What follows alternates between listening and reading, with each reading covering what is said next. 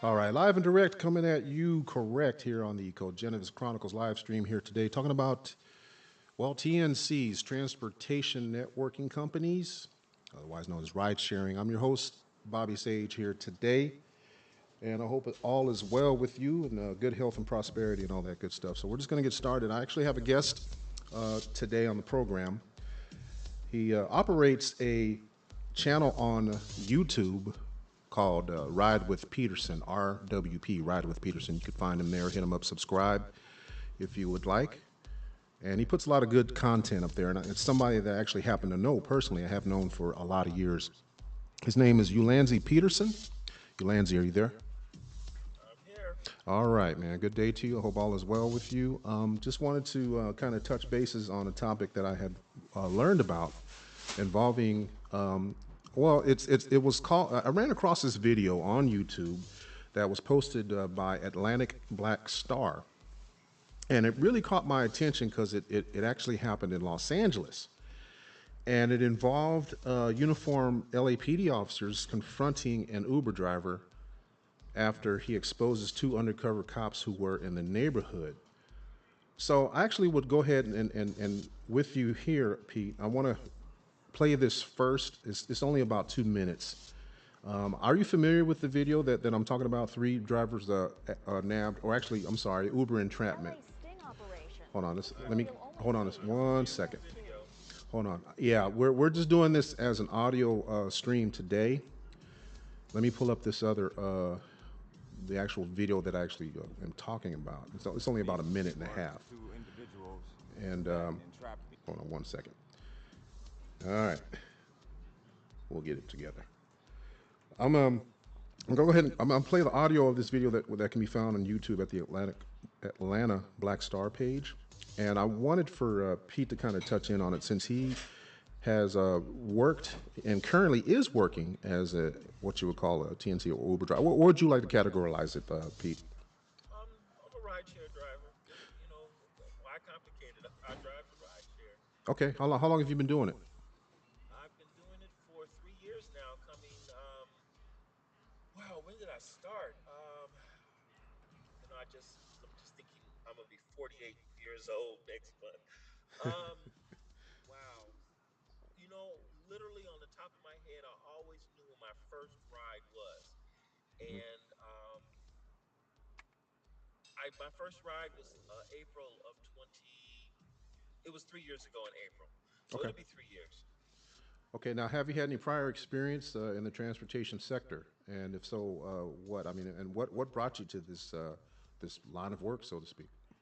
Well, I was a bus operator for Metro, LA Metro at the time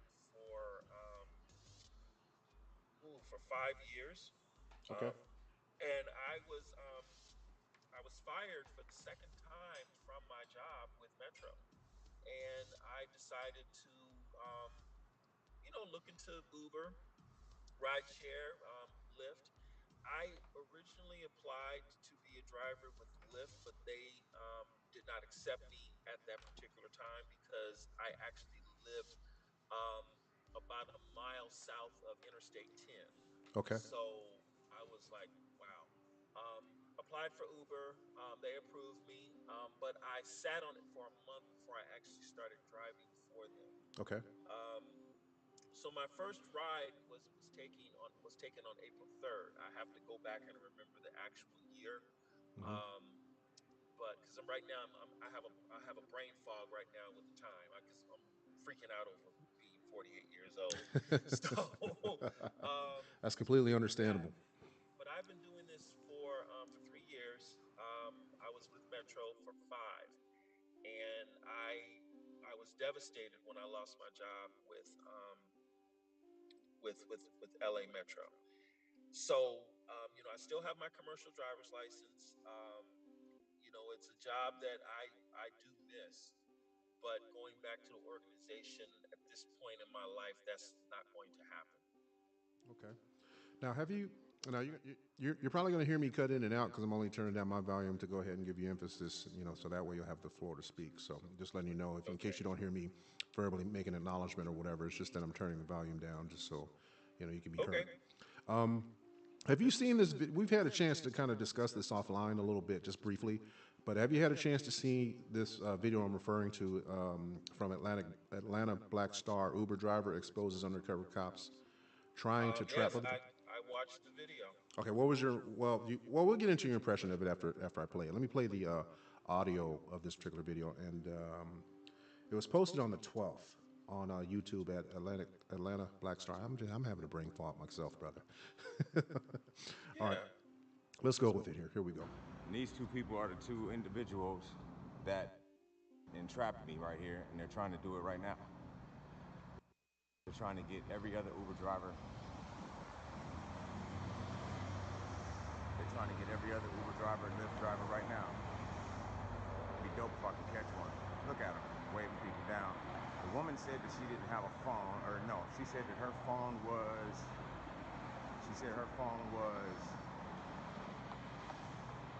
out of battery, and the guy said he had a flip phone. Said he had cash. They're trying to catch all kinds of people. Watch this.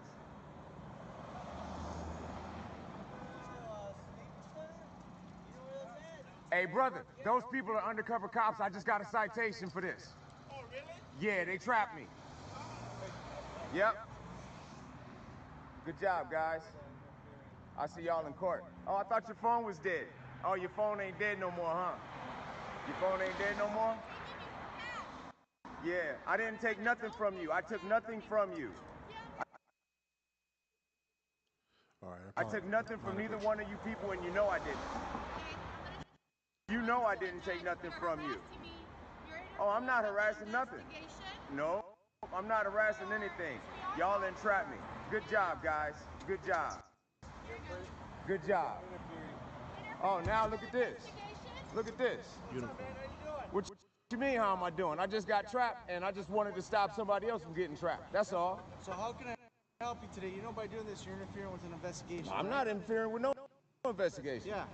Okay, so it looks like they're trying to approach him under PC 148, if I'm not mistaken, for interfering in a lawful investigation. And it looks to me like that's on La Tijera in Pacific Division. Just to set it up, there was a male and female that had luggage, and they're along a sidewalk, and they had hailed or appeared to try to hail a sedan that was coming down the street. It was a maroon colored Hyundai sedan, and hailed him. And the gentleman who was obviously working for Uber apparently, and pulled over to the curb and started to engage them in conversation. So apparently, the person that's recording the video had previously, prior to going to the video, had previously received a citation for this same type of thing. And behind when this is going on, a black and white patrol unit shows up that's evidently on the task force, and it looks like they're veteran officers because of their insignia. And there is a plane car that pulls up, another plane unit that pulls behind the black and white. So I'm under the impression that this is a targeted task force. Now, this is unlike my opinion has somewhat changed on this personally, but I'll get into that a little later. But let me finish. It's got a few more seconds to go, and I apologize for any kind of background glitches I might be having here. But I'm kind of working the RAM a little bit over time here, so excuse me. I'm gonna play the rest of this video. Just a few more seconds left here. So No, whenever I'm a not. car pulls up, I'm not so you interfering could with be anything. arrested I for was that. making a video, and they just happened to have some people pull up. Okay, so you know you could be arrested for. All right, so that's it. Let me get this straightened out here. What's your impressions on it, man? Give us what you got.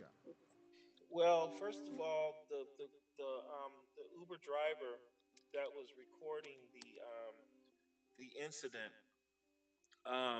he was technically interfering with an investigation.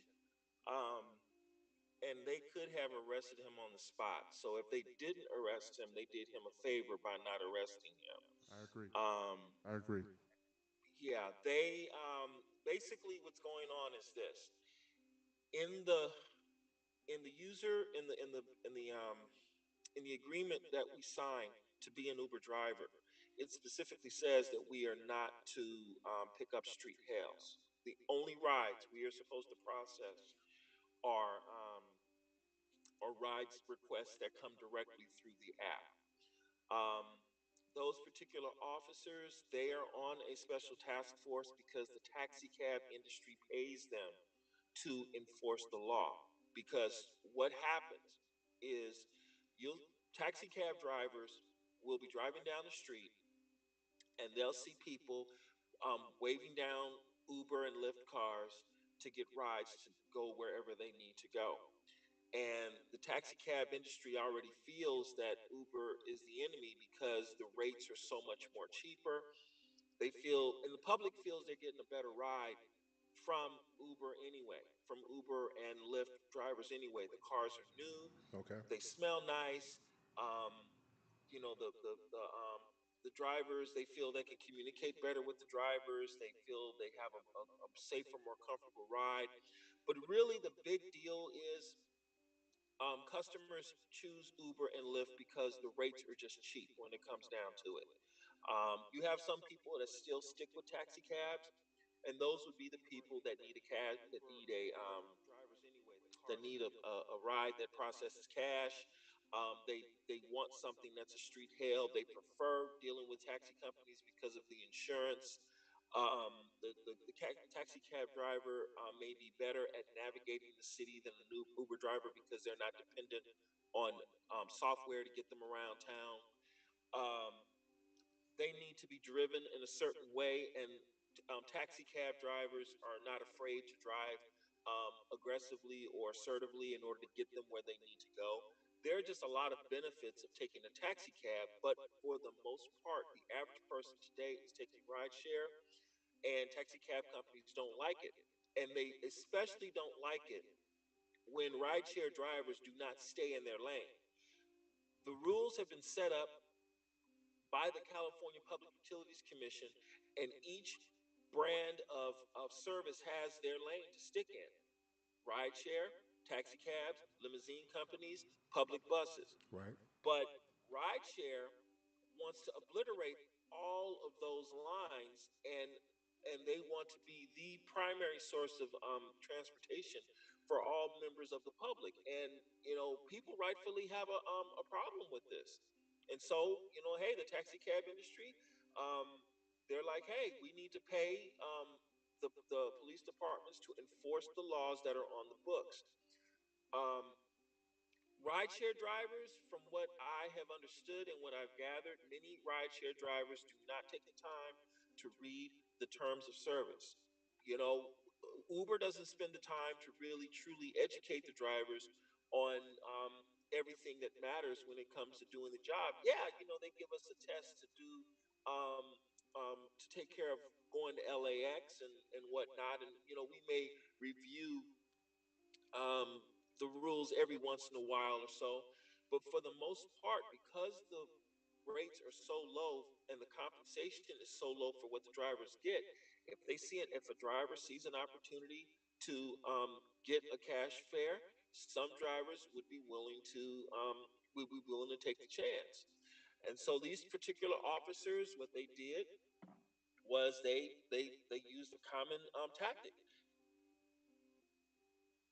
So so They're they heading go from ahead. I'm sorry. LAX, and they're waving for cars that have the Uber identification on it because that's required by the Public Utility.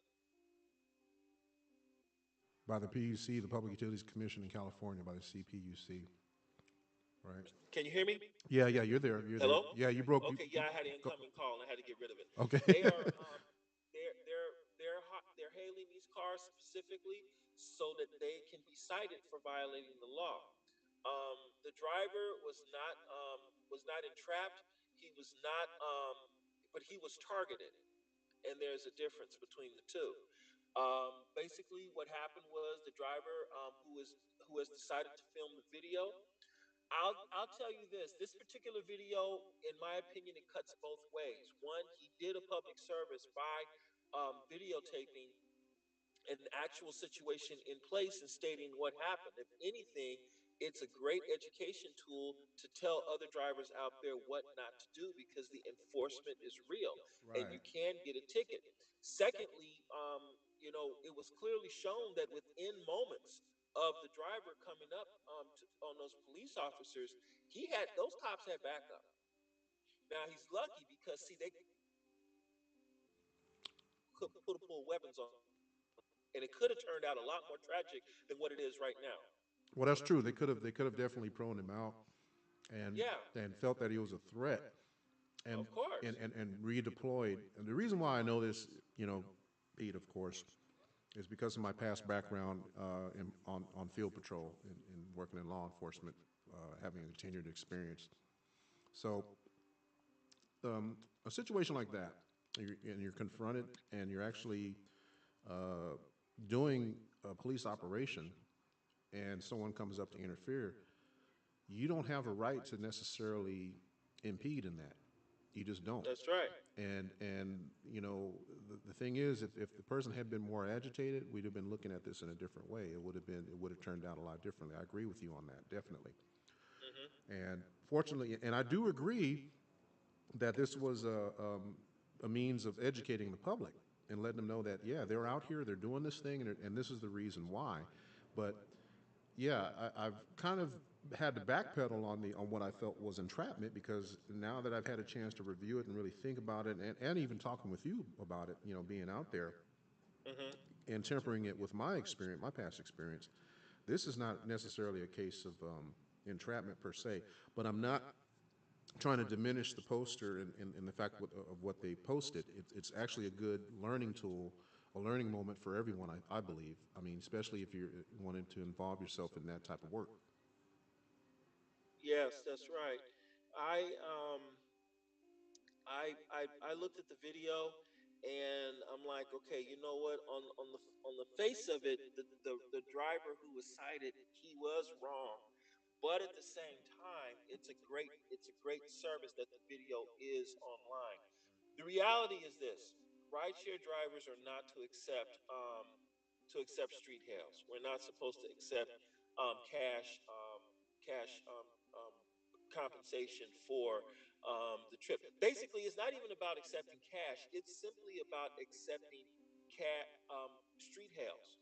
Okay. That is not our purpose. Is to accept in-app requests. Now, street hails are inherently risky anyway. If anything, they're protecting the driver, right? They're protecting the drivers that are out there doing the rideshare thing, because Well, the main reason why is because for two reasons. Okay, you have three classes of vehicle that's out there right now. You have the taxi cab, you have the ride share, and you have the limousine. The taxi cab, they are the only ones that are legally authorized to pick up street hails. Now, that entails the most risk because you're picking up anyone. You don't know who the person is, and there is no guarantee that you're going to get paid for the ride once you deliver it. I mean, there are so many reasons why um, a lot of taxi cabs have issues picking up in certain areas because too many times they have given customers rides to a faraway location, and then the customer just simply gets out of the car and skips the ride. It right. happens too many times. Then you have limousines. Limousines, they are designed for prearranged rides. You make a call, you put in a request, a car comes pick you up. Payment usually has already been taken care of.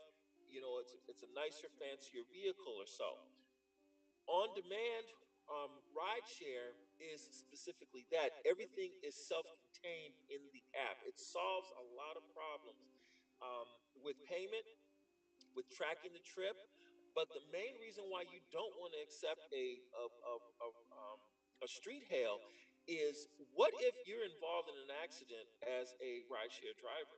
We Then what happens is the insurance protection that you would have would be invalid. now, And you would be liable for whatever happens in your vehicle, especially if you don't have proper insurance. A rideshare driver does not have a TCP permit, transportation charter party permit. They don't have a TCP permit. They usually don't have commercial insurance on their vehicles. They don't have a right for prearranged trips. They don't have a right for street hails. So any insurance claim will be declined, especially when you have personal insurance on your vehicle that specifically states commercial rides are not covered. Right. It's not. It's simply not worth it. And in today's time, being a Right. good Samaritan isn't worth it either, Right. because you have no idea. Someone's going to get in your car for a street hail. Next thing you know, you'll be the one on the news that got stabbed in the neck, that got assaulted, that Wow. got carjacked, that got Wow. shot in your car because you were being nice to somebody. I'm a Wow. nice guy. Mm-hmm. I like helping people, but one thing I won't do, I will not pick up a street hail. I don't care what this is. You have to be bleeding in the street for me to stop if you're raising your. And I'm very serious about that, because Right. are people are there's a word I'm looking for. Um, they are evil when it Oh comes yeah. down to it. Spiteful and I mean, callous. I'm looking malevolent. That's it. People are Wow. malevolent, Hold on. That's a and that's you a bonus word of the day, folks. Bonus word of the day, kids. Malevolent. and you just And then, have to be you have to be vigilant, and you have to protect yourself. And the app, at least the app gives you some kind of way of documenting who it was that got in your vehicle. wow. Okay. You Yeah. you recounted an experience you had. I'll let you tell that because it was your experience. But you recounted an experience to me associated somewhere in the South Bay area there, where you almost got. Well, I'll let you tell it. You almost got nabbed, I guess, for stopping at a taxi stand or something along those lines. Oh, yeah, yeah, yeah. What happened was, this was early when I started driving on Uber. It's in Hermosa Beach. There is a Bank of America on Pier Avenue, at the end of Pier Avenue, and it's a taxi cab stand. And what they do in Hermosa Beach is they actually use the app to lure rideshare drivers to pick up riders in front of the Bank of America in the white taxi zone. And so what will happen is I will send a message to the rider, to the person requesting the ride, requesting that they meet me either across the street or in the parking lot or somewhere else. And then they'll say, "Oh, no, no, no, we want to meet right in front of the Bank of America." And I say, "Well, no, I'm sorry, I cannot meet you in front of the Bank of America because that is illegal. That is an active that's an active taxi zone, and I am not authorized to pick up anyone in that area. Oh, we're going to stand right here and come to you." The first time I did that, I did not communicate with the driver because I didn't understand what was going on. But as soon as my vehicle registered that I had arrived at the pickup zone, I was partially barricaded in by a traffic services vehicle, because they wanted to give me a citation for doing a pickup Wow. in the taxi zone. Is Um, that entrapment? You think? Was that entrapment? in my opinion, that was entrapment. And the Good. reason why that was entrapment was because they masqueraded as a legitimate customer, doing a permissible activity. In other words, they used the app to summon me to a location that until that moment I assumed was okay for us to pick up at. That was Wow. entrapment. Yeah. And so what happened was, when I got to the area, they attempted to barricade me in to give me a citation, but I was able to drive away. I was able to drive away from them. Now, the difference between entrapment and basically a sting operation or being set up, or even, is this: the LAPD officers, they were using a non-permitted activity in order to capture drivers. How so? Now clarify with that. A non-permitted activity. It's just by their Okay, behavior. I can respond to a ride request within the app. That is a permitted activity for me. If a person gives me a ride request, if I receive a ride request in my app, that is a permitted activity. The problem is, I was stopping in the taxi zone. I'm not permitted to stop in the taxi zone. I got you. But for a driver that doesn't understand this or doesn't know the law, the driver is used to picking up passengers everywhere. Drivers are used to making illegal U-turns, stopping in the red zone, double parking, parking at fire hydrants, blocking driveways, picking up people wherever they want to be picked up when there are specific rules in place. And what happens is drivers develop a response to customers who get upset because I didn't want to stop the car in the middle of the street to pick them up. I'm like, I'm sorry, but I'm not going to pick you up on there's a very busy intersection. Um, um, okay, let's use Sepulveda Boulevard for example. Most of Los Sepulveda, Angeles area, right? yeah, most of Sepulveda Boulevard in LA near the airport is all a red zone. Very busy, very dangerous location to pick up a customer. But a customer will do a ride request right there on Sepulveda Boulevard in the red, expecting me to stop wherever to pick them up for an Uber request. I'm like, I'm not going to get rear-ended for you, and I'm certainly not going to risk getting a $65 ticket in the red zone and impose myself on perhaps 15 other cars while we're waiting for you to load your luggage on Sepulveda Boulevard. It's not going to happen. The driver will get upset, get in the car, Writing's not that easy, but Grammarly. Sorry about that. Say again.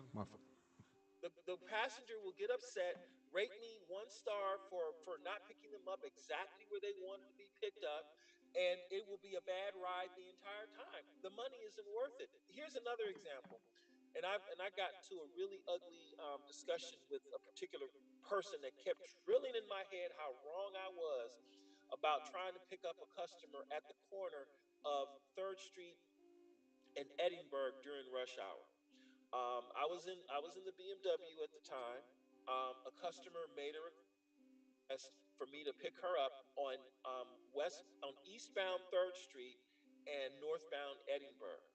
Okay. It was 4 o'clock in the afternoon when she made the ride request. There was no way for me to make a direct left turn from Crescent Heights onto from Edinburgh onto Third Street because the left turns were prohibited at that time. Between the hours of 3 to 7 p.m., left turns are prohibited onto Third Street or off of Third Street. Okay. All right. So I had to make a series of right hand turns to ultimately get to this particular rider. The rider was unwilling to walk 50 feet to a car to the park location I found in order to pick her up safely. She ended up canceling. She ended up canceling the ride request. Um, at issue was she wanted me to pick her up at the corner. Okay. That would have caused me to be double parking and would have blocked traffic in two directions: eastbound Third Street and northbound Edinburgh. Like, no, I can't do it. But riders expect you to make pickups like that all the time, and that's improper. Mm-hmm. Um, and so what they did, the officers in Hermosa Beach were trying to do, they were trying to use a permissible service, the app, to summon me to perform an illegal act, which Ah. was to pick up in the taxi cab zone. Okay. Um, and that's what triggered the response from Hermosa Beach because the taxi cab drivers, they complain that their taxi zone that's devoted for them is always occupied by Lyft drivers. So what they did was they paid Hermosa Beach um, to basically enforce the law, because if they didn't pay him, Hermosa Beach wouldn't have enforced the law, because those are just citations, just tickets. So They're not making much revenue off of those. it's directed enforcement, and the Yes, monies came from the taxi cab the taxi industry. cab industry. Right. That's right. Okay. And when you get enough drivers that get cited for that particular issue, then what ends up happening is the word will get out that, hey, you don't want to stop in front of the Bank of America on Pier Street in Hermosa Beach, because you will get a ticket there. Okay. Now you touched on something earlier that had to do with the liability that you drivers incur. I just ran across an article here from that occurred here in Dallas. Woman paralyzed in Uber crash gets 37.6 million in lawsuit against Honda. And I also pulled up the video here. Let me play the audio for you. Against It's a Honda? regular night out. We Right. thought it would be safe. We were drinking and we thought we would take the safer option instead of, drinking and driving is such a big issue. We thought that if we took an Uber, it was supposed to be safe, and that's what we were being responsible, and we got in a car crash, and there was a bunch of other people. There was, I guess, 5 people in the car plus the Uber driver, and everyone else was fine, but I wasn't. So, and I was in the very back, and we were in a minivan. So Now, from what I understand, in going over the story, she ended up prevailing in the suit because of the construction of the seatbelt in this particular Honda Odyssey. Uh-huh. And I believe that's why she prevailed in the case against Honda. Let me read a couple of lines here. Dallas woman paralyzed in Uber crash gets 37.6 million. She was riding back in November 2015 when it struck a pickup truck at the intersection of. I'm sorry, at the intersection of McKinney and Fitzhugh, which is in the Dallas area, is considered uptown Dallas, where just to set the scene up for you, it features a lot of nightlife, a lot of bars, nightclubs in that immediate vicinity, and it's quite normal for people to use either taxis and Uber or Lyft, TNCs in that area because of the sheer number of, because of the nightlife there, the sheer number of bars and restaurants and whatnot in that area. She was paralyzed in 2015, awarded in the suit that she filed against Honda or the manufacturer's seatbelt system. Her attorneys announced it, back when this was printed. Yeah, this report was news account came out on February 14th, Valentine's Day of this year. So it basically struck a pickup truck. Driver had gone through a red light, and the minivan rolled over twice. She was riding in the middle of the third row, suffered a broken neck, and became quadriplegic. Jury awarded the figure Milburn, who had initially also sued Uber. In the judgment announced by her lawyers on Thursday, the case was against American Honda Motor Company, a subsidiary of Honda in Torrance, California. Milburn's lawsuit claimed that Honda's design of the seatbelt for the Odyssey's third row seat was defective, specifically a two-part system requiring a rider to the anchoring system was pretty much the problem with it. Hold on one second. Sorry about that. Man, phone's just blowing up today. Third row seat was defective. I already talked about a two-part system. To anchor a detachable shoulder strap from the van's ceiling to the seat, then pull the belt across their hips before buckling it. What the jury understood is that it's not enough to just equip a car with seat belts, Milburn's attorney said in a statement. The car maker also has to make sure people can and will use them safely. So it kind of says that you are basically taking a chance when you're riding. You can't really expect someone in their personal vehicle to enforce anything and tell you to cooperate with the law at least, and make sure they properly wear a seatbelt. I guess I don't know what Uber's position was on it, but clearly to me it looked like she went after the automotive manufacturer in this case. Well, here's the thing, and this is the fascinating deal about this, and that may explain why Honda no longer offers three-row seating in the extreme rear of the car. Okay. They'll put 3 rows up front, and they'll put the two up front for the driver and the front passenger, captain's chairs in the middle, and then two in the back because of this. Um, I'm familiar with that Honda Odyssey. I'm familiar with the seatbelt design. I'm not familiar with this particular case though, but I know about the vehicle, and it's a vehicle that is highly recommended for rideshare drivers to use because it's reliable, it's spacious, it's easy to get in and out of, dual sliding power doors, good V6 engine. But the fact in this case is this. it was the Uber driver that ran the red light, There you go. correct? There you go. Yeah. Right. That's the reason why the accident happened. It didn't. The accident did not happen because Honda had a bad seatbelt design in the vehicle. The the attorney was able to successfully argue, however, that the customer didn't use the seatbelt because it was a poorly designed solution to Right. encourage people to use their seatbelts.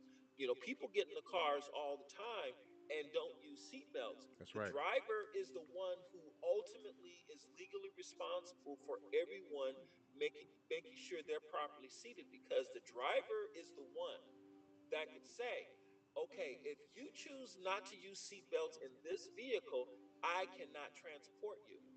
One thing I always tell drivers on my channel, I say, look, you know, your car is the Enterprise and you are Captain Kirk. You could be going through a black hole, but unless Captain Kirk says turn this ship around, the ship is going to keep going in that black hole. I mean, that's just how it Right. is. Right. And Right. so there is no way any rider could ever tell me, oh, we're just going to keep going and not have the seatbelt on. I said, I'm sorry, this is what's going to happen. I'm going to turn this car off, I'm going to roll down the windows, and I'm going to walk away. And one way or another, All right. We're still working with you. I guess there you. You're back. You still there? that's how you have to be, because you are a professional driver. You are responsible for the lives and the activity of what goes on inside your vehicle. Man, The driver, you're an exception because people don't seem to think that they don't really have that same approach as you do with regard to to drive being a rideshare driver. yeah, but the thing is, the rideshare companies, this is what they do. And this is, no one likes to talk about the reality of transportation. The reality is transportation is expensive, and it can be deadly. And a lot of people have to be completely responsible for what's going on. Like, look at the situation. Even though they're different, they're still related. Look at the situation that's going on right now with Boeing and these two airlines that have crashed. Right. People are pointing to Boeing and saying, look, y'all have a problem, and y'all really, really do need to address this with the plane, because the planes are getting more and more automated each time they come out with a new device. I don't know anything about it, but you have to consider this: when you have a pilot that's fighting with a plane's computerized systems to regain control of it, and the plane is fighting back. Right Mm. now, we have two crashes. Right. One, 157 people lost their lives, and another crash, I think 180 people lost their lives or so. Right. And it's like, a lot of liability not only is going to fall on on the airline, but it's also going to fall on the vehicle manufacturer as well too. And you better believe every single person in that plane, they did what the airline stewards told them what to do. The flight attendants told them what to do. They were properly belted. Right. The seats were in the upright position, because it is a very dangerous thing when you're putting your lives in the hands of people that you really don't know. When it comes down to it, yeah, you're nice and you give them food and treats and a charger and all like that, but do you really know this person? And Yes. so you're trusting that if things go wrong, everything will be made whole again. Mm. Um, Right. and the same level of responsibility needs to be placed on the drivers. Uber and Lyft and any other rideshare company, they will always magnify the fun, the enjoyable, and how cool it is to be rideshare. But I have seen enough accidents, I've heard enough about them to say, hey, you know what? The drivers need to take a lot more responsibility for what's going on. The young lady, she is a paraplegic because at the end of the day, she ended up with the wrong driver. Someone who did not take the time to say, I need you to be properly secured in the vehicle. Facts. See, in the back seat, when you're looking overhead, the driver can clearly see if the seatbelt is on the drivers or not in that Odyssey. They can check and Mm. they'll know. Yeah. That's And they understandable. can, yeah. And then what will happen is, but see, sometimes drivers don't communicate with passengers because they're afraid getting into a disagreement or an argument with the rider, and then what will happen is they'll miss out on a fare that they really need, and then they'll end up getting poorly rated because they decided to enforce the law. Ah, yeah, yeah. I can really see that happening, especially when you're in an area where there's a lot of patronage like that. They've probably had a little bit to Yeah. drink. I'm not saying this is the case with her. I'm just talking in general terms, having frequented the area. Um, you know, certain nights and stuff like that. Because I've worked in the transportation sector myself, driving. And you know how it is. Oh yeah, definitely. I mean, I can see the demands that are being placed. I've experienced those demands firsthand in a much larger vehicle. But yeah, I can see exactly where you're coming from with that because when you're suggesting to people, and it's just a mere suggestion that they put their seatbelts on to keep themselves safe, you know, and maybe take that extra time to help them to put it on properly, you know, secure it properly, secure it. You know, some people might take offense to that, and then you got to think from the driver's standpoint. You know, you actually have to reach back there or actually climb into the back of the vehicle and probably physically show them how to secure it on their own body, and that might come with some awkward feelings, and you know, because might be some contact involved, close contact with the person, with the rider. So I could see the rideshare driver's concern with that, but the thing that's, you know, glaringly tragic about this whole thing is the fact that he ran that red light. You Well, know, that's the main reason why the accident happened in the yeah, first place, because he ran the red light. yeah, Who knows why the driver ran the red light? Maybe the driver was sleepy. Maybe yeah. were rushing because they wanted to complete the ride so they could go on ahead and get to the next ride. Highly unlikely there was a vehicle malfunction or Right. so. Maybe they weren't paying attention. Maybe they were forced to run the red light because there was another car so close behind them That's that if possible. he didn't run the red light, he would have gotten rear-ended by the car behind him. But the That's fact possible. is, the car ran the red light. A collision ensued. The vehicle rolled over. The rear passenger, because she wasn't properly secured in the rear seat, her head made contact with the roof, which then made contact with the road. Yes. Her spine was compressed, and she became paraplegic behind it. Those kind of accidents, they happen all the time.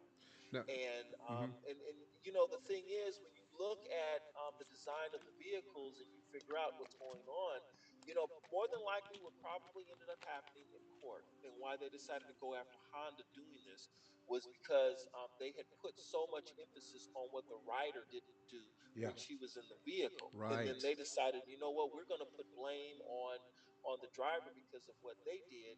And then because they realized, okay, the driver has no money, they probably got money from Uber because the accident happened. We're Sure. going to go after Honda because, you know, hey, they are the multi-billion-dollar worldwide corporate entity that has the money to pay for something like this, because she's going to require care for the rest of her life Yes, indeed. because of this. Now listen, take me through.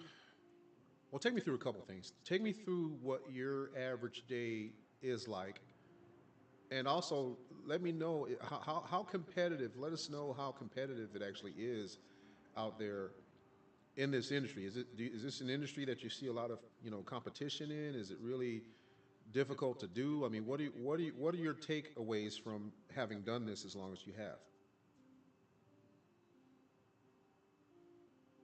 Oh, I think I lost him. The Cogentivist Chronicles here, the official audio video page for Cogent Talk TV. Hello, can you hear Yeah, me now? Can you you there, hear me buddy? now? Yeah, yeah. Hello? I can hear you good. I can hear you good. Yeah, that one. Yeah, that one I had to let ring through. This was what I was worried about because I got phone calls that are coming through now, but I should Okay. be okay for the next few minutes. Okay. Okay, Okay. I so don't want to take up enough too. about that. You want me to take you through you want me to take you through an average day, Sure. Yeah. Yeah. Take and us. what else? You were saying something more. Well, I should have wrote it down.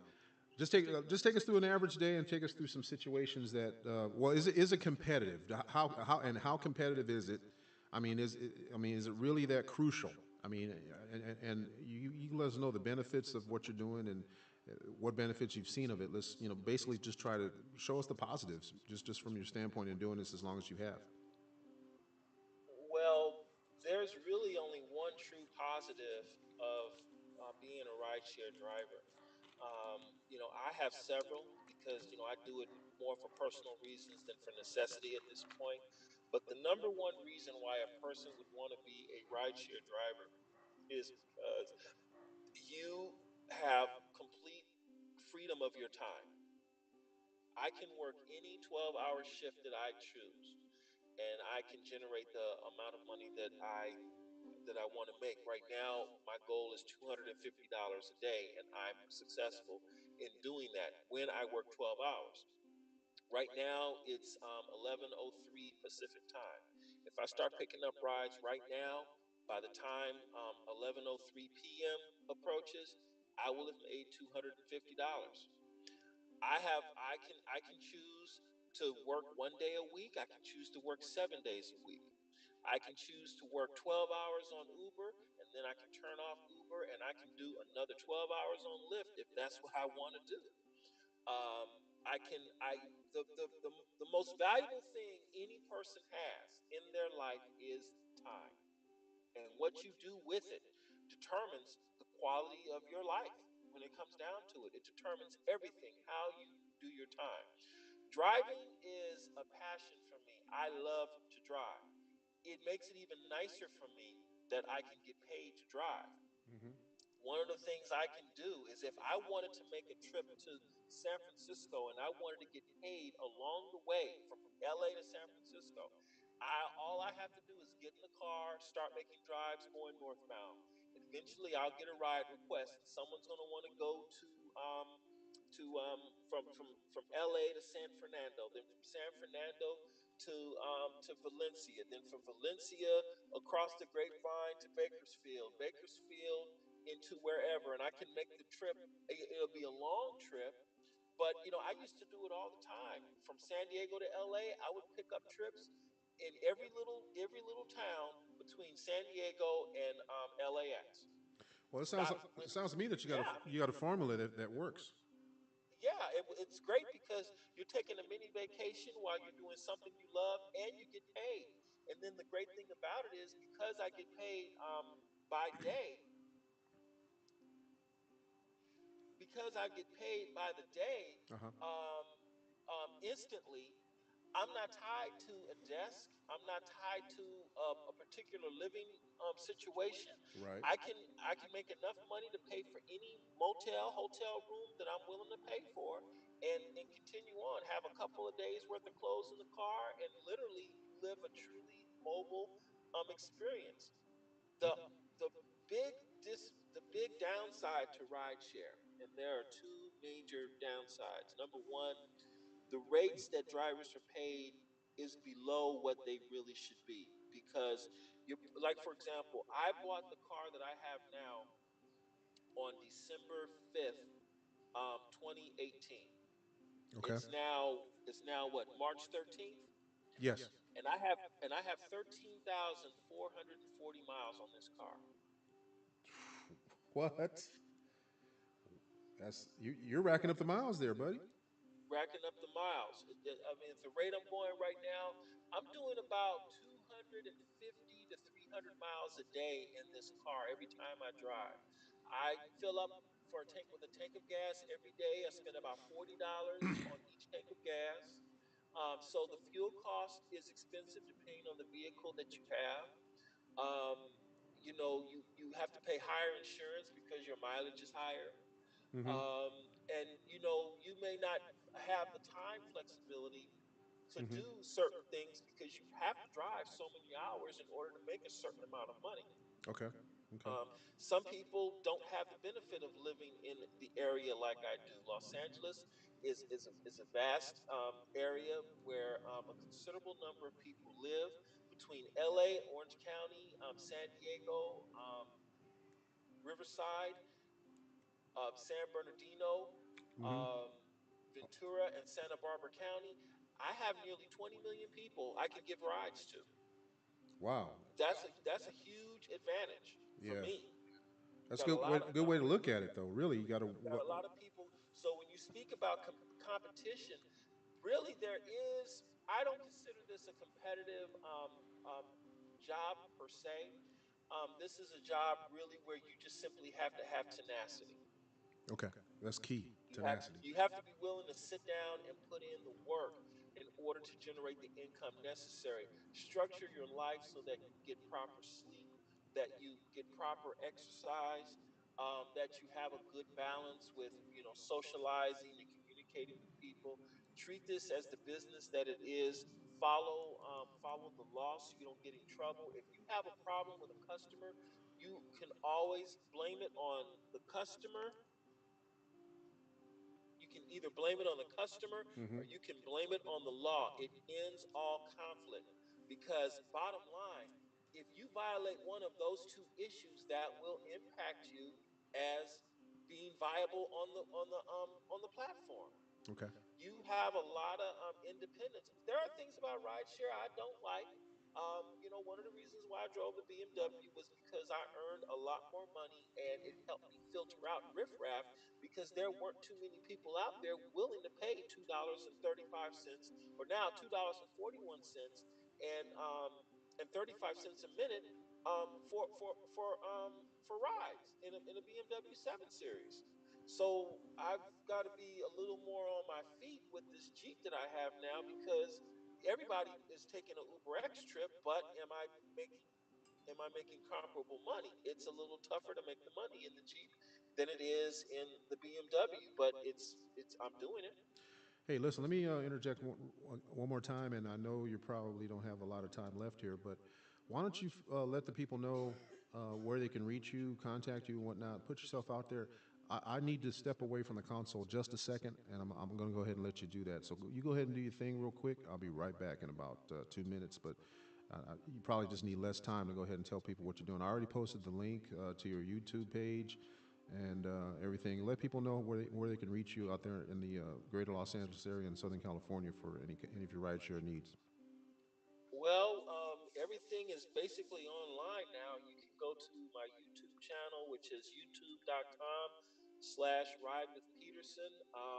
My website is ridewithpeterson.com, but I'm still developing the website. My email address is ridewithpeterson@gmail.com. That is for the contact information there for business inquiries. The email is ride@ridewithpeterson.com. Those that need to contact me directly via the cell phone, the number is area code 424-225-4433. I could either receive text messages or phone calls. Um, I I mean, hey, I try to be open and available to people with regarding questions they have regarding transportation in general, ride share specifically. Um, and I don't know, I've done pretty good with my little channel on YouTube, and so I want to expand it to more topics.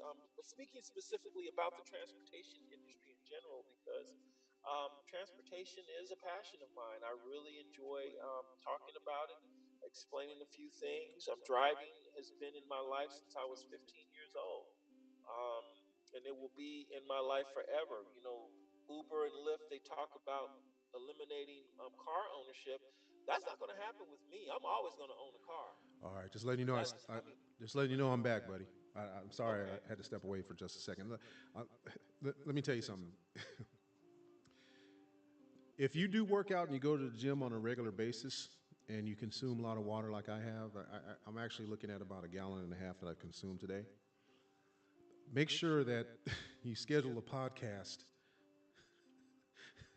after a time in which that you've taken care of all that stuff because I apologize for the break in the program. I could have probably put up a commercial, but I have no sponsors other than Pete here, of course. So I just want to give him the time, give him some shine. I didn't mean to ruin it by stepping away. Okay.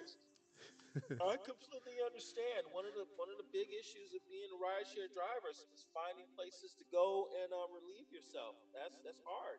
I've been doing this long enough now. I strategically know where to go. So when it's time for me to go to the restroom, I can take care of that with no problem at all. Wow. It's all about strategy in everything you do because we're sitting in these metal boxes for 14, 15 hours a day. Yeah. Eventually things are going to happen and you have to have a plan or at least think ahead to say, okay, what will I do if A, B, or C occurs? What's the solution? Well, Some I people, experienced that driving motor coaches for as long as I've have, both interstate and intrastate, and can tell you that Walmart's at 4 o'clock in the morning. You know, depending on where you are, if Walmart's at 4 o'clock in the morning, the rear bathrooms typically they leave them open and they're the cleanest. But aside, oh, but aside, you know, that's just being out in the remote, fairly remote areas of the state here in Texas. That's just been my. But also, yeah, you really do have to pace yourself and rely on the fact of finding a place to go when you need to go. My whole methodology has been whenever I stop, I go, and yeah. it's just brain training, and it's I worked for an outfit where I used to drive nonstop for 3 hours from point to point. Uh, and I won't give the company any shine because I'm not really, to be honest, I'm not really able to because of the standing binding NDA. But that's a whole other story. But Okay. I worked for a carrier that would not allow us to stop between Dallas and Austin, and Okay. it was 3 hours, religious 3 hours and 15-minute odyssey. Anyway, Okay. I managed it as best I could, but this isn't about me. But I'm just saying, just in general, when those are things that you have to consider when you drive professionally. I had thought about driving for Uber at one time when it pretty much first got started, but I just never made it across that step. And you've gone really far with it yourself, and I've been, really admiring your ability to stick with it with everything that you've gone through that we've discussed on offline. But Well, part of the reason why it's happened is really for two primary reasons. Um, for three reasons. Number one, I really do love to drive. Number two, rideshare um, is a form of socialization for me. I believe that in order to be a healthy person, you wow, have to be able to reasonably interact with strangers. You have to be able huh? to interact with the public. Okay, Being a hermit um, is not a mentally sound um, way of living. Because eventually you're going to have to work with someone else. And so it keeps your mind sharp, keeps your mind alive when okay, you are interacting with other people, good or bad. You need to interact with others. huh? Third, driving truly is a passion of mine, but I also appreciate being of service to people, and so this is very important to me. This driving, moving people from A to B, giving them safe transportation. This is my contribution to society. Um, this is what I'm good at. This is what I will continue to do until I can do something else that essentially generates more income. But I will always want to drive. Wow, I do it for self preservation, but I also do it for self enjoyment. I've been prepared to be a rideshare driver because I was a bus operator for 5 years. And compared to my work as a bus operator, being a rideshare driver is a cakewalk. It's no issue. It's real simple. I get to drive. I get to dress the way I want. Drive in the car that I can reasonably afford to pay for. I get to see all kinds of different areas of California I otherwise would never have seen before. I have complete and total time flexibility now. I mean, literally, if I wanted to right now, I could drive to San Francisco and make money in San Francisco. now one thing I don't know if you've already covered this when I stepped away or not, but your experience with working as a motor coach driver with MTA Yes. is you mind touching on that because that was a pretty unique set of circumstances. I mean, you don't have to if you don't want to. If you run out of time, we can make it for another show if you want. But um, that was a pretty fairly unique set of circumstances that you faced and you ended up in rideshare. I won't say as a consequence. I'll let you say that if it applies. Yeah, I ended up in rideshare as a consequence. What happened, what caused me to look into rideshare was I was working overtime as a bus operator, and I had parked a bus. I parked it the way I was instructed, trained to park the bus. The parking brake had failed on the bus it turned to the right and the bus crashed into a tree. Damage was confined to the bike rack, but still there was damage to the bus. Um, Metro had fired me, and when they fired me, I immediately started proceedings to get my job back, but I still had to make income. And Uber had just established Uber X in Los Angeles, Right. and so I applied to be a Uber X driver. But right before it was time for me to start, my car got rear-ended. So I'm driving around for a year with my bumper torn off my car because, I got rear-ended and I couldn't use my car on Uber because your car cannot have visible body damage when you are a driver. Okay. Um, got the car fixed, but then I got my job back with Metro. Um, because I had poured all my energy into working for Metro, there was no need for me to work Uber because I'm doing okay financially as a bus operator. So why do I need to drive the bus? Mm-hmm.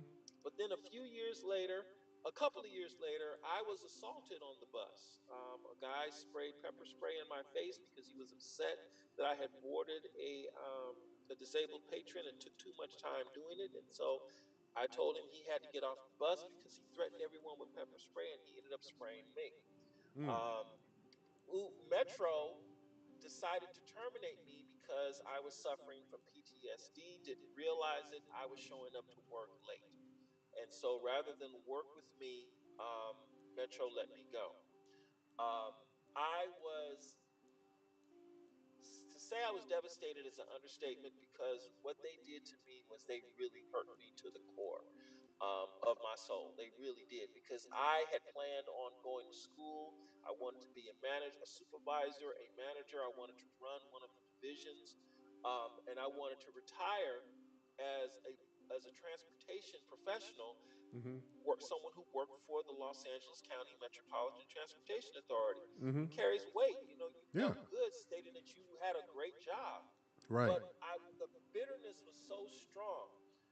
My coworkers told me I needed a year off after being assaulted. I actually needed 3 years off because this is the first time I'm now comfortable to the point where I can talk about it without getting bitterly angry about it. Okay. Okay. But it got to the point where I realized I cannot go back to the organization because nothing will change. I will end up getting terminated again. I will end up being even more bitter with them. And the best thing for me to do is to simply stay away, no matter how good the benefit package is. And Right. so, hey, I said, you know what? I'm going to make this thing work with Rideshare because this is my way of trying to make my own company happen. I've always had a goal, a dream of having my own company, and now I have it. Um, my company is incorporated in the state of California. I got to pay the taxes and all the fines and fees and all that stuff. But I have a company. I'm not making any money with it, but I have my own company, and I'm working towards my goal of having my own transportation firm with my own TCP, schedule my own rides and everything. Even though I had signed up for Uber in October of 2012, it wasn't until April of 2016 that I took my first October of 2012 or 2013. I have to look it up, but I believe Mm-hmm. it was 20 one of the two, 2012 or 2013. I have to confirm that. Okay. But April 3rd, 2016 at 3:53 a.m. was my first ride with Uber. Um, and like they say, you never forget your first. So I never forgot my first my first ride with Uber. They were a cool couple who lived in Beechwood Canyon, and I told them this was my first trip on Uber, first trip ever. They gave me a $10 tip, 5 stars. Took them to their home. They were very appreciative. I picked them up at Santa Monica and Fairfax. There's a 7-Eleven right there, and Okay. I picked them up and took them home. It was a really really cool ride. I don't remember the second one, though I do remember the first one. Wow. And I think I remember it more because I got a really good tip, a $10 tip. It was very impressive. They were very friendly. Wow. Um, I but remember. I it's remember doing my first charter bus trip. Really, the first. Okay. I remember the first one I did in California, and I also remember the first one I did in Louisiana. Okay. So it's nothing like those stories though at all. I mean, Oh yeah, I can tell you about the first time I ever drove the bus. I can tell you about the yeah. first time I drove the bus solo on my own. I remember how that went when they finally said, "Okay, you're going to take this bus and you're going to drive it to Manchester and San Pedro," and I had to put that bus on the freeway all by myself. When they took all the training wheels off and said, "This is yours. You're going to have all these customers, and this is it." I was petrified, especially when I got the bus stuck with picking up a passenger on the wheelchair, and I'm looking up and I got 70 people looking at me. Okay, dude, what you gonna do? We got to get to work. You're wasting our Wow, time. And I'm freaking out, but I figured it out and I kept pushing. that's pressure, And man. That's pressure. it was a lot of pressure, and to go from there to being a person who was working at the union and was making progress and was making changes to some of the procedures that Metro had, and Hmm. calling them for their illegal actions they were doing, like driving buses with expired compressed natural gas tanks on them. Oh yeah, Oh, I busted Metro for a whole bunch of stuff, and they seriously? wanted to. Yes, they were driving buses with expired compressed natural gas tanks. They were. Oh, I had all the evidence and everything for it, man, that and settles it. That they were after you. I'm gonna tell you what happened. This is why I know they were illegal, because within 4 weeks of reporting what I did, Yeah, I got every old bus at Division 18 replaced with brand new buses that were intended for Division 13. that was you that did that. That was me that did that. Man, you got look. Listen, I follow a lot of different groups on Facebook, Uh huh. and Yeah. one of them I believe is either Southern California Transit or MTA or something like that. One of those groups, Uh huh. and a couple of people that are in those groups are actually working mechanics Uh with, huh. at the division Uh huh. on the division level, and I noticed a big mass movement of equipment. That was me. I see It why was. now, man. Look at what you Cause did. I'm You gonna just tell you. I'm gonna tell you what I did. One day I was working the blue line was shut down, okay, and I discovered this totally by accident. I was because I'm a kind of guy, I love to read stuff. Okay, right, and so I don't know how it came up, but the I was looking at the fuel fill tank in the back of an older bus that I was driving, okay, and I noticed the expiration date. And the expiration date only had the month and the year. hmm, Well, the month and the year of the expiration at the fuel tank, it corresponded with the month and year of the manufacturer of the bus. right, But the problem was there was no clear distinction on. I think it was what was it? I think it was. I took pictures and everything, or so. There was no clear distinction on did the it wow, only said the year in the back. yeah, There was no clear distinction on if it corresponded with January 1st of the year, January 31st of the year. Let's say if the year if the manufacturer let's say the manufacturer year was March 20 2000, okay? Let's okay, say March 2000 the bus was manufactured, okay? okay, And then you go to the back and it says that the CNG tanks expire in 2019. hmm, Okay, when exactly does it expire in 2019? Does it expire January 1st, 2019? Does it expire January 31st of 2019? right, Does it expire March of 2019 since the bus was made in March of 2000? mm. Or does it expire December 31st, 2019? So it's a guessing game. It's a guessing game. All right. So Wow. based on, I went and I inspected the buses at the division, and I literally inspected every single bus physically. I went to them, I recorded the VIN numbers, the manufacture date, and what it said for the tank in the rear. And I found buses that had expired dates of 2017, 2016 on them, and they're Man, still driving them around. you're you're you There you was you were there you're was no record that the tanks were actually replaced. you're a There was reformer, dude. nothing because you figure if they replaced the tank on top of the bus, then they would have to update the expiration date on the bottom of the Wow. where the fuel fill is, okay? Yeah. I went and researched the law and found out that there was no penalty for driving a vehicle with an expired fuel tank. No penalty. No penalty, no financial penalty, no civil penalty, nothing. You just couldn't do it because it was illegal to do it, but there was no penalty for driving the buses around. And what would happen Man. is this: when the CHP came out to inspect the buses, they only took a representative of the bus. So naturally, of the entire fleet. So Right. naturally, Metro would put the nicest, newest bus up front and Yeah. have them inspect that one Like a little so they could sampling, put all like a the other little, buses. yeah, like a Yeah. sampling, like the good buses. Yeah. The good bus that was clean, air brakes Yeah. were done, and they're all like that. Never, oh, and then they were mad at me because I was getting them on the wheelchair lift system, the wheelchair lift system on the newer composite buses, Okay. and they couldn't Compos. find out for 6 years why they couldn't raise the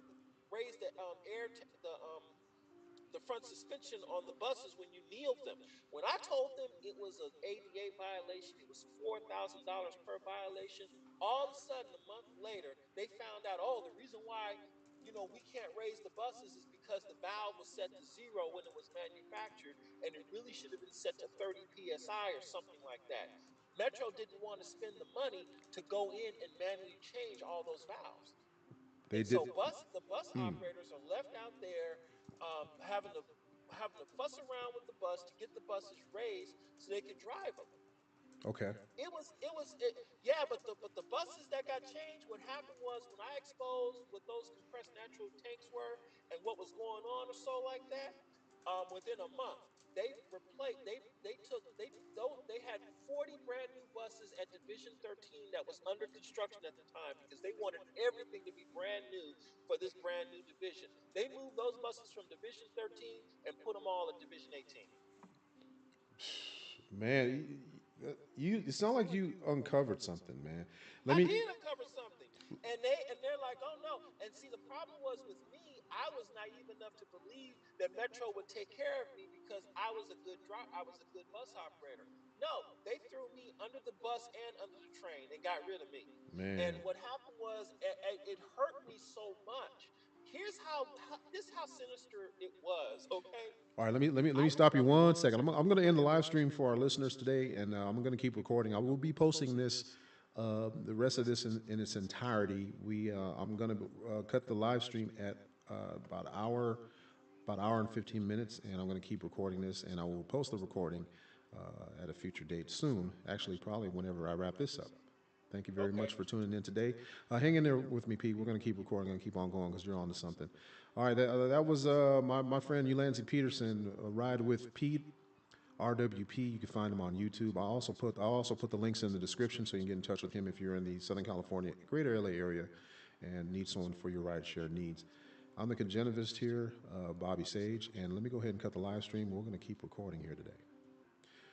Let me see here. A couple buttons pushing. All right, go ahead, Pete. I'm listening.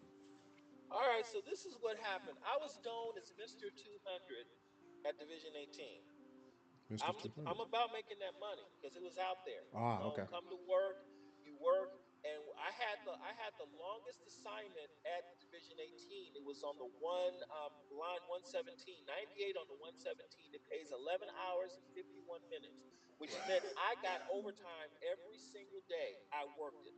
Plus, I worked 2 of my days off. So I'm used to working 28 days straight driving the bus. My intent was to get 200 hours of pay period every pay period, and what it turned out to, I was able to get 198 hours on my pay stub with the hours. There were times where they actually had to send me home because I exceeded the hours allowed under federal law.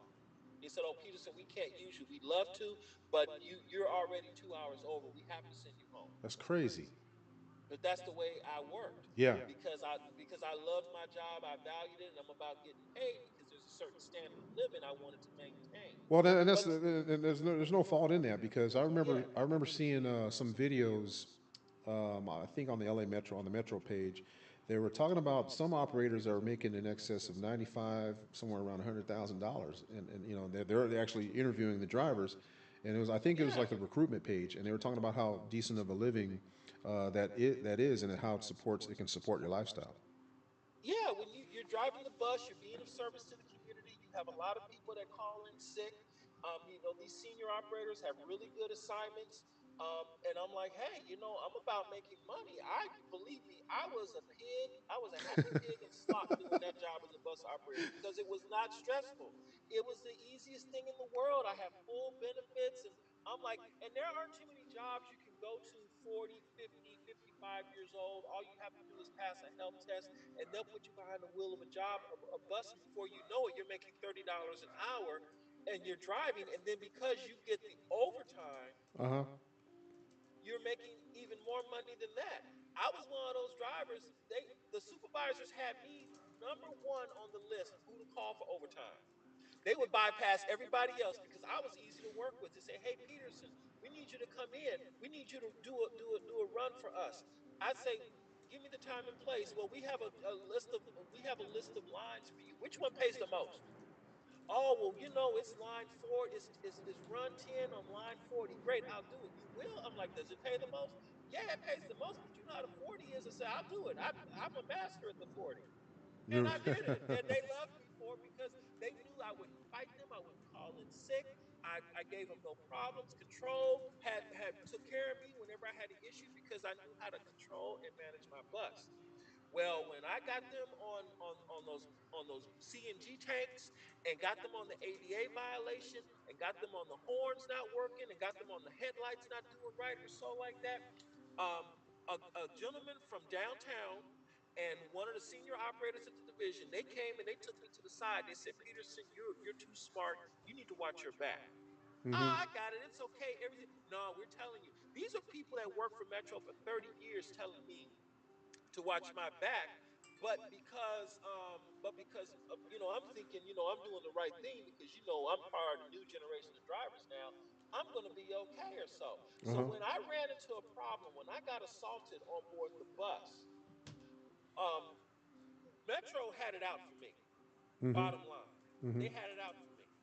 And every time I got into an argument with management or so, it was always a negative confrontation. Now Metro will come and they will say, "Well, you know what, at the end of the day, the person that got Peterson fired was Peterson because they fired me for a legitimate reason. They fired me for miss outs. I was late to work too many times.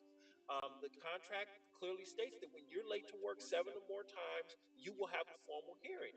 They didn't give me a formal hearing until I had 8 miss outs.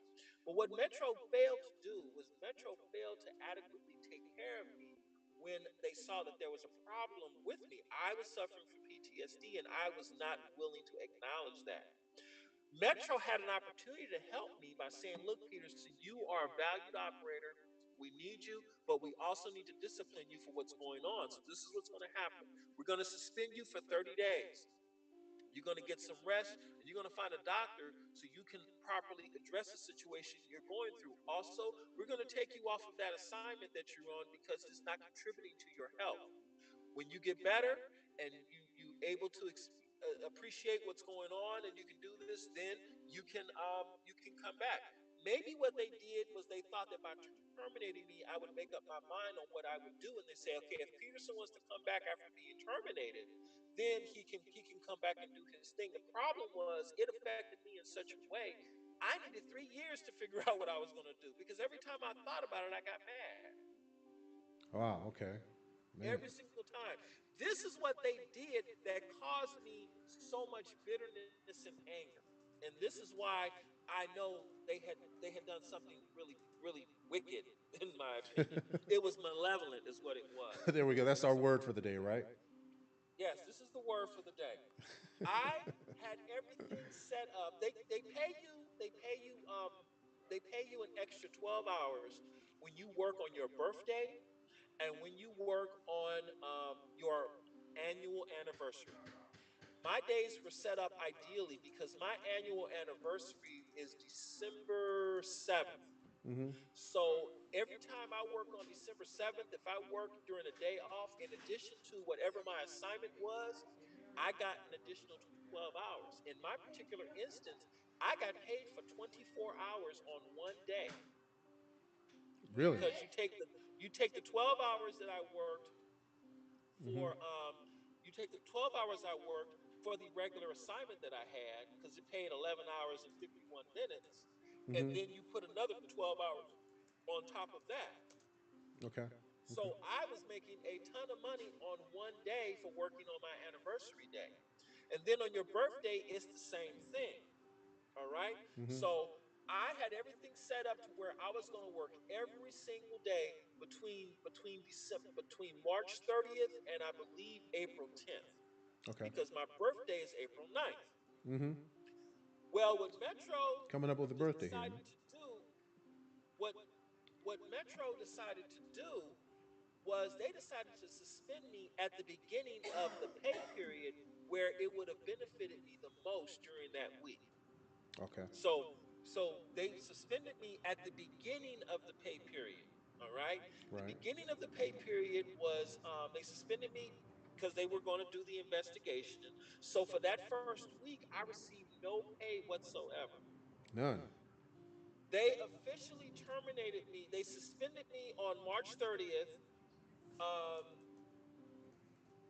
the April 3rd was when I started driving for Uber because that's when I realized that I was going to be terminated. And I was terminated on April 7th, 2 days before my 45th birthday. Really? Okay. Okay. It's right in the middle between, 40 and 50, 45. Mm-hmm. When the paycheck stub came on April 15th, I had 0 hours and zero money. I was expecting a net check of $4,000 for that week Really? because I was going to work every day that week. Plus, I was gonna get paid for overtime on my 2 days off, and I was gonna get paid the extra hours on the on for working on my birthday. Okay. I was looking forward to fixing a whole lot of problems. Instead, I was in the hole, $4,000. I'm 45 years old, and Wow. I'm out of my job. Wow. You don't forget something like that. No, you do not. It Not was even. malevolent, is what it was. I'm telling you. They cut me, twisted the knife, and pulled it out and stuck it back in and did it three more times. That's how bad it felt. It took me a long time to get over it. And even now, when I think about it, I'm still upset about it. But I'm like, why would I want to go back to an organization that will have no problems doing that again to me? This was Mm. after a customer have sprayed me with pepper spray. The doctor gave me 2 days off. Then the next day, they call me and they say, "Oh, Peterson, you have to go and see our doctor." Well, my doctor put me off for 2 days. Well, if you want to get your time off, you have to go see our physician. Then the next day, they said, "Oh, the physician cleared you to work." I can't, the doctor said that I was injured. Yeah, you were injured, but you can still physically work. You just can't drive the bus. You have to be here at 9 o'clock in the morning or else. And I'm like, or else what? Well, you just have to figure that out for yourself, but you need to be down here at 9 o'clock in the morning. They called me at 8:09 that morning, and I have to figure out how I'm going to get across downtown LA traffic to get to Metro headquarters. I don't know how I did it, but I got in the building at 8:57 to check in. But the Man. threats and the intimidation just on those little things right there, and then to turn around and blame it all on me. That's what made it feel so bad. They can sit there and they can say, well, ultimately the reason why Peterson was terminated was because it was a miss out. But the one thing that I always remember that Dr. Maya Angelou said, it's not about what a person says and it's not about what a person does. It's about how they made you feel. Mm. Yeah, I've heard that and before. and they made, and I'm majorly paraphrasing, but everyone gets the point. Yeah. They made me feel like trash. They made me feel like I was completely disposable and that Mm. I was unworthy of assistance. And it hurt because you think about all the times I came into work, all the times I sacrificed my vacation time. They had just called me in just a month and a half ago, asking me to give up 4 days of my vacation that I needed to Mm-hmm. help them with buses that they couldn't get out because other operators had called in sick. The division assistant manager called me himself and begged me to come in to work, knowing that I didn't want to come in. But I said, you know what? Because you're calling me and you guys clearly need it if you're calling me in to do this. And Uh-huh. so, hey, you know what? I'm doing you a favor. I didn't say I'm going to call you on it or whatever, but you would figure, okay, you know what? Peterson's a good operator. Let's cut him some slack. Right. Maybe we shouldn't terminate him. Maybe what we should do is give him a very stiff suspension so that he can get things together and everything will be okay. No, they decided to terminate me. Wow. Man. And so I'm like, okay. And so, I've been through a lot of struggle and a lot of upset days and this and that, but I've had some exceptional experiences as a rideshare driver. And I said, you know what? I'm going to go on ahead and stick to this because if everything goes right, I will basically have my cake and eat it too.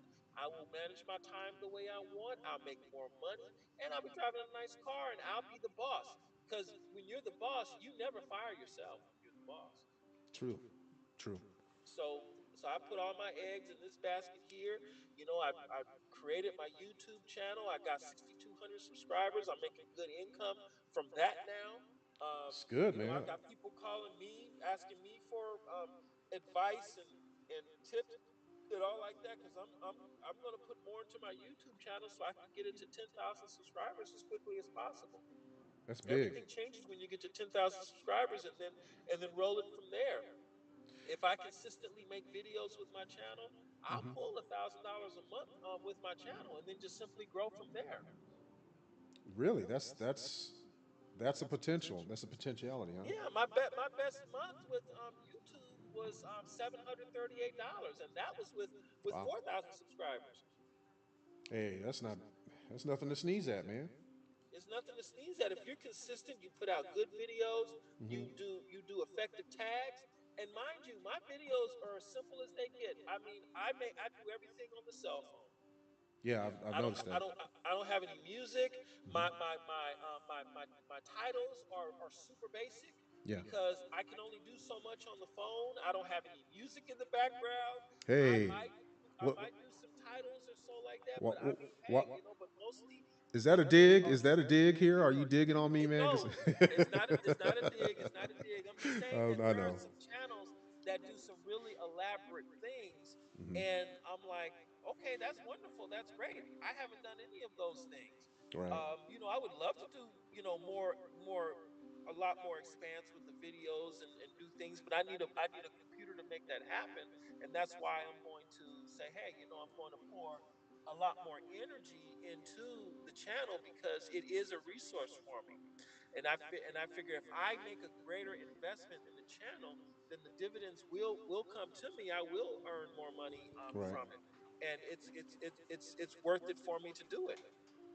Well, good, man, and hopefully, well, I know basically you've been motivating me and an inspiration to me here in going forward Yeah, with this. I'm And I'm I'm thankful for that very much. So yeah, so I'm just going to be pretty much following your lead, because I've been yeah. I'm a subscriber here. We subscribe to Ride with Peterson, and I'll do Well, I everything I can to appreciate promote that. it. I Oh yeah, do. definitely, definitely, Yeah, man. well, hey, I'm here to encourage everybody. If you have even half a potential to make the video the a video work, I started. I'm going to publish eventually my very first video. I have to go and look for it, but my first video, I actually started making videos on the computer when Apple first came out with the iMac with the Intel processor when they started putting webcams on their computers. Ah, yeah, yeah. And yeah, and I made my very first video on a white iMac when I was living in my apartment in St. Louis. Okay. And it was an awful video. I was eating a piece of sweet potato pie. I didn't have my shirt on. and it was just an awful video. And I made it, and I actually posted it to YouTube back in 2007, Okay. 2008. Okay.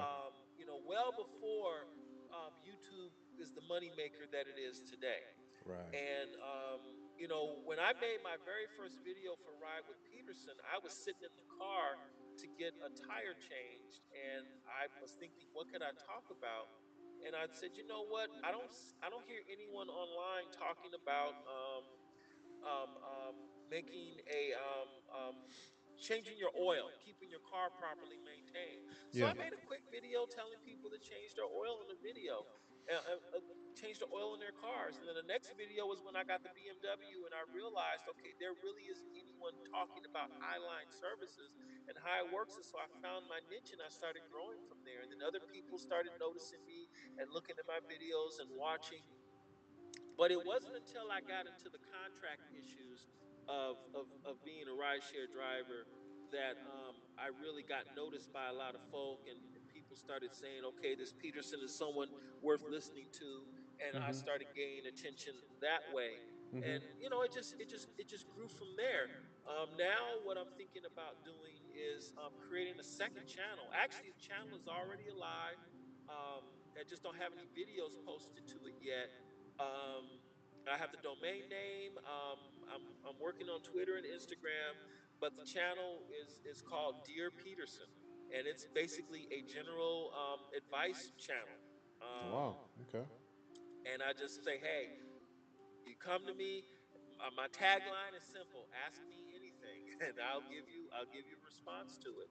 And I figured, hey, I'm pretty good at this thing of looking at a digital camera and running my mouth and actually being reasonably constructive with it. But that channel is going to require me to take a personal walk that that I that I don't know if I'm ready to do just yet. Right. But I'm like, you know what? I'm willing to walk through the fire with this.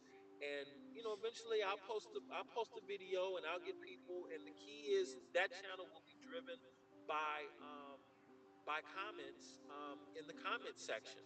And I'll turn those comments into content, and I'll grow it from there, and we'll see what happens. See, that's a bold move, man. That's a bold step to even think about is turning comments into content. Yeah. That's a very large step because you know when you deal